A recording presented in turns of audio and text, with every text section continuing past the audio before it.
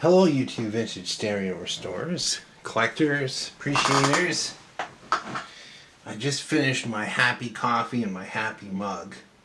Second one of the day, and it's 10:50 in the morning. You can never have too much coffee. Hey, I'm just doing a little recapping here. I'm on the main board here. This is the Nite KG854 part, I don't know, 4 or something. I got rid of the two. I'll show you some of the stuff I got rid of. That one, 100,000 microfarad, is now tucked under there. This Estes model rocket engine, or whatever it is, with wires coming out of it, is down on a terminal strip there. You gotta do it like a little bit of improvising. And of course, the 4 big cans and some miscellaneous caps. I'm into these smaller ones now. I'm just going to test one, see what it's like. This is supposed to be a 50 microfarad. A couple of bigger ones that are oozing out. A 99 microfarads. Well, they usually test higher when there's leakage between the 4 layers, what I find. And this 5 microfarad testing is 14. How is that even possible, right? And if it really was that value, it wouldn't hurt the circuit. Here's another 50. This one is definitely sticky. I can feel it. 102 microfarad. Not showing any fault on the tester. You know, these 200 microfarad ones. Let's see if I can find them here. There's one of them. It was definitely percolating out of the end, just like my coffee. I like the perk coffee. So this is supposed to be a 200 microfarad 12 volts.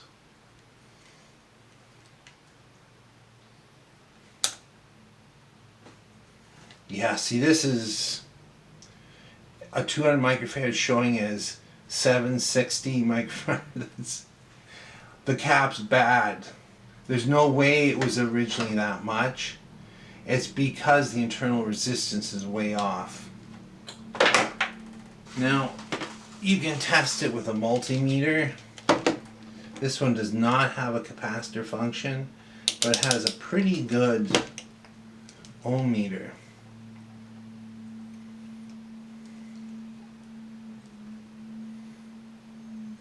Oh, nothing.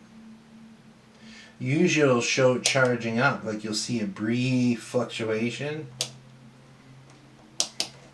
You put it like on the highest scale, 2000K, or the 1 meg scale.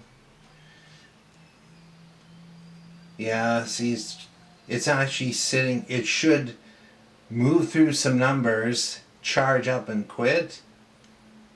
This one's way off. Anyway, it doesn't matter, we're changing them. I just wanted to talk about something. I made another video and I'm uploading it now, but I'm not sure if I said things the way I want to say them. So I might go with this one.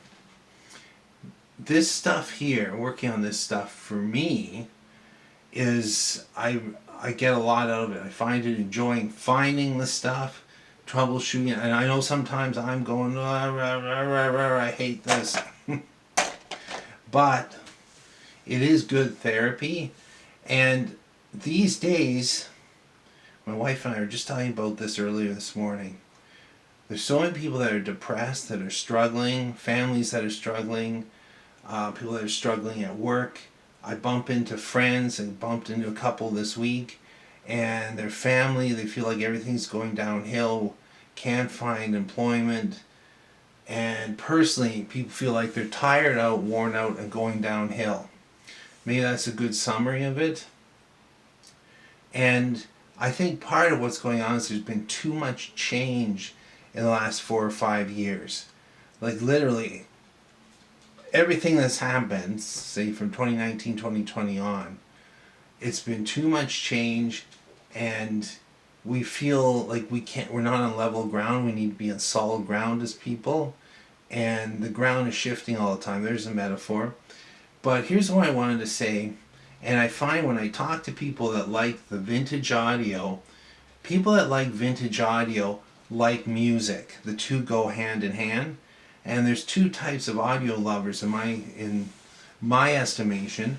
One is that you're a musician, okay? And I've noticed I've sold stuff and bought stuff from musicians. And for whatever reason, they'll say, I like this amp because it reproduces this type of music very close to the source. I like the sound of it. I like the mid range, whatever, you know. It's musicians that want to listen to music, recorded music, for their own education and enjoyment.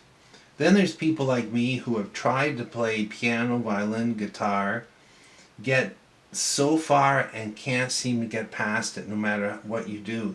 It was that way with guitar. I love electric guitars and amplifiers. And I've done quite a bit of amplifier work. One of the reasons I don't do them now is there's more people doing musical instrument amplifiers in this area than there are doing stereo. In stereo, there's a bit of a void, so I'm filling it. But it's the same type of thing. People that buy stereo equipment, if you can't play a note, you can't hold a tune, whatever, you still like music. And music is one of the best things for your, let's say, your spirit. It's kind of thing. I like to, I come in this room, I plug in the soldering iron, I put a coffee down. It's the third thing I do. I turn on some music on. I've got a little AM/FM cassette over here. I turn on some music, get it onto whatever station I'm in the mood for, whether it's classical, jazz, rock. And that's kind of part and parcel. It actually lifts our human spirit.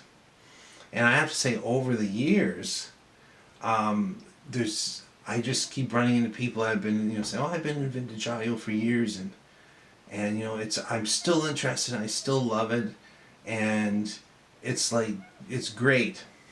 I feel great when I'm listening to music. So that's all I wanted to say today was that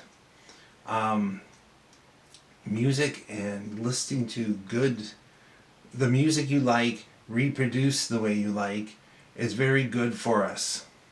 Just like a pepperoni sandwich. Anyway, thanks for watching and listening.